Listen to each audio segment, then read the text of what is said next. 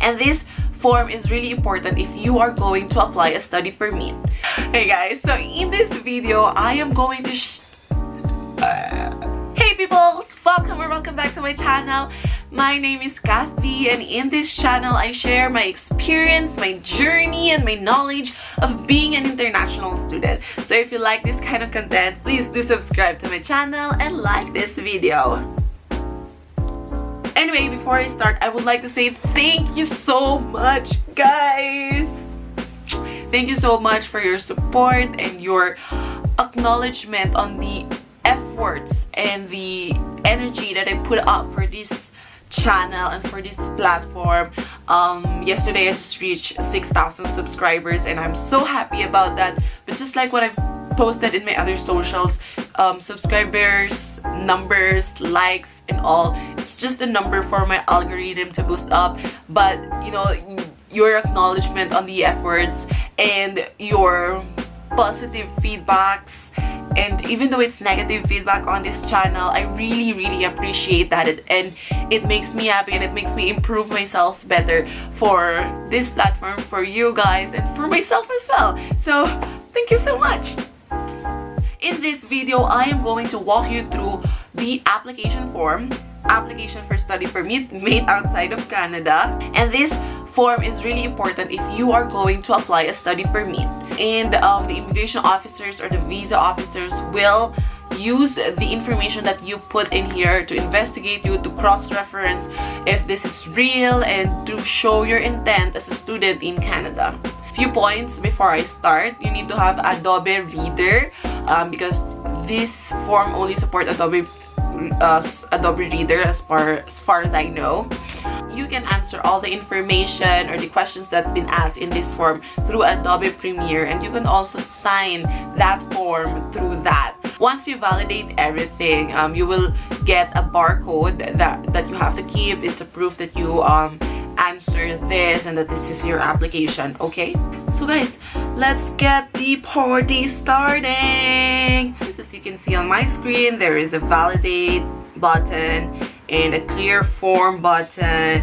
In this clear form, obviously it will clear all the information that you're going to put in this form, while button, it will validate all the information that you included there.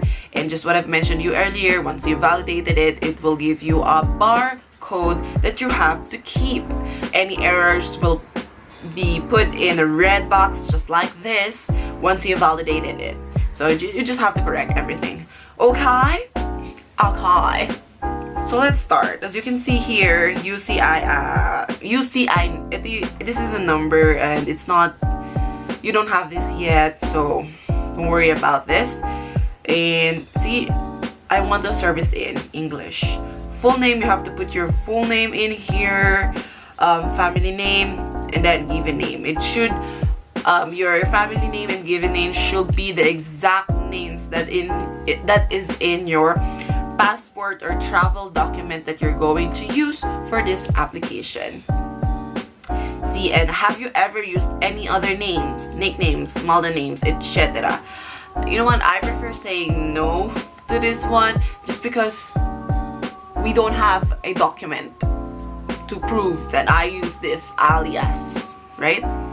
Okay, next is your sex: female, male, unknown, another gender, date of birth. I believe you know all this. This is all about you.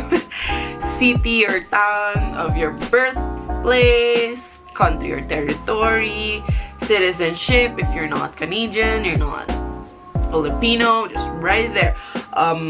There's also options here if you don't know your citizenship. Yep. And the next, current country or territory of residence. So this one, if wherever you are right now, okay? If you're in Dubai, if you're in Thailand, or Taiwan, or wherever you are, just put that in here. As long as you're outside of Canada, because this form is about that, okay? And then you're going to be asked if for the past 5 years, you have lived in any country or territory other than your country. If yes, then yes. If no, then no. If If no, then no. If yes, then you have to fill the country. Like, for example, you went to Thailand for about 2 months. Type it down. Status visitor or whatever. So yeah, that's what you have to put in there. And then country or territory we're applying. Same as current country or territory of residence. Yes or no. Pero if it's yes, then it's just gonna copy this, whatever you put in this part. If it's no, then you have to put the status, country of territory in here. Okay. And then next is your current marital status.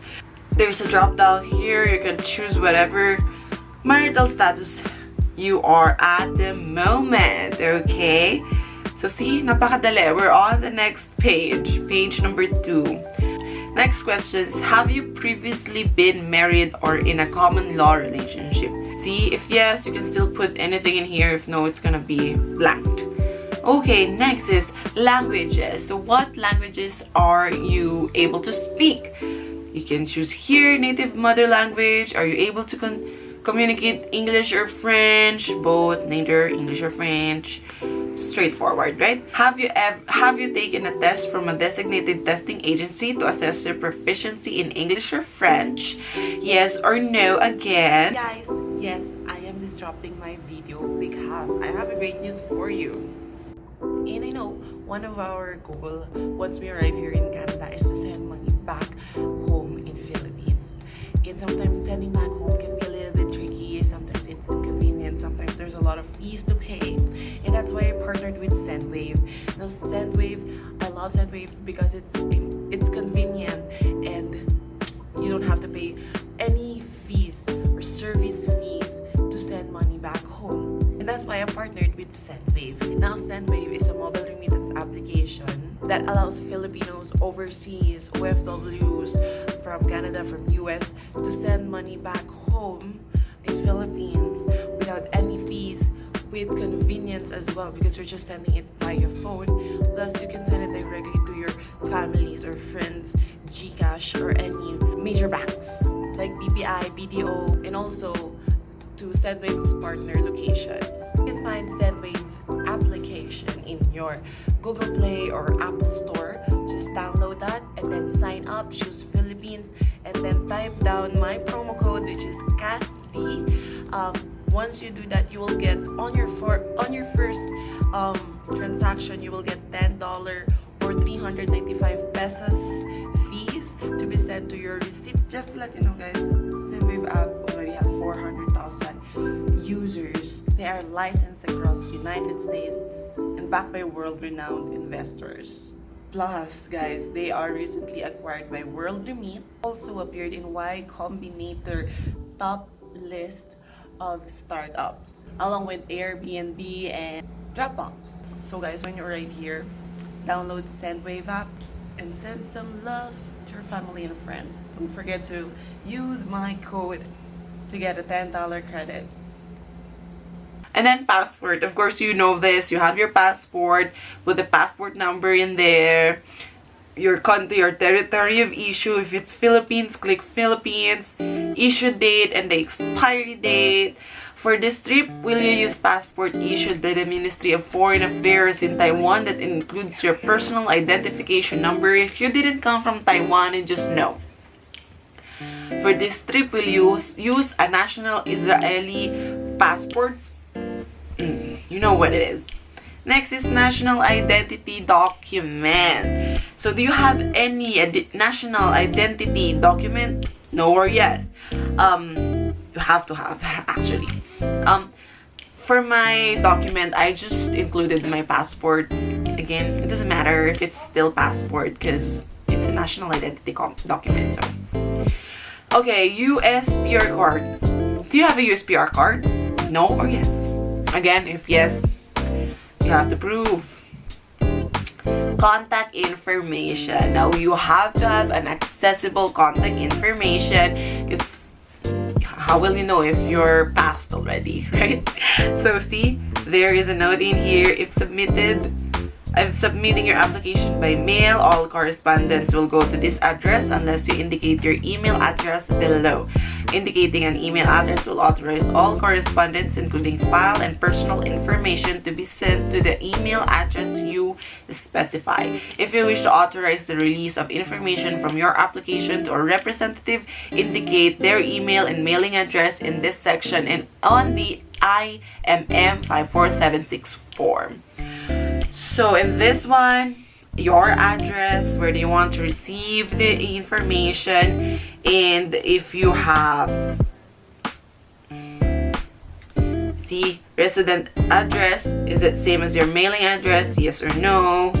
And the other information here, put your phone number. If you don't have Canada or US phone number, that's okay, just put the other and then type here. You can put your code there, and fax number if you have, email address if you have.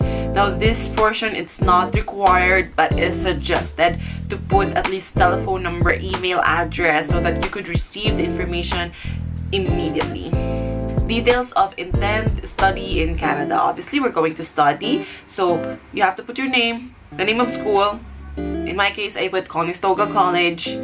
My level of study will be, see, there's a drop down box here, college certificate, college diploma. So you will know this because it's included in your acceptance letter. My field of study, there's also choices there, so it's not gonna be too hard. And then complete address of school in Canada. In your acceptance letter, there will be the complete address. If you Google it, it will be there as well. And from to, so you have to put the first day of class and then the last day of class. The cost of my studies will be, right, your tuition fee in Canadian, and then funds available for my stay. You have to input here the funds that is in your proof of fund. So for example, I have 500,000 pesos in my bank. I have to change it into Canadian currency and then include it here, funds available for my study. Then my expenses in Canada will be paid by, if you have your parents, if you yourself can pay for it, if you have other sponsor, write it out there. Make sure that your parents or other sponsors will have an affidavit of letter, include why they want you to sponsor you, their intent to sponsor you, and what is it for them, why are they sponsoring you.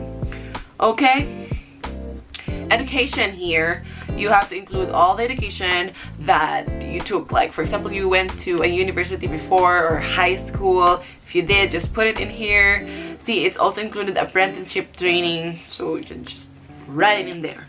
But if you don't have, if you're a high school and you don't have any experience or any university or high school, then you just say no or yes.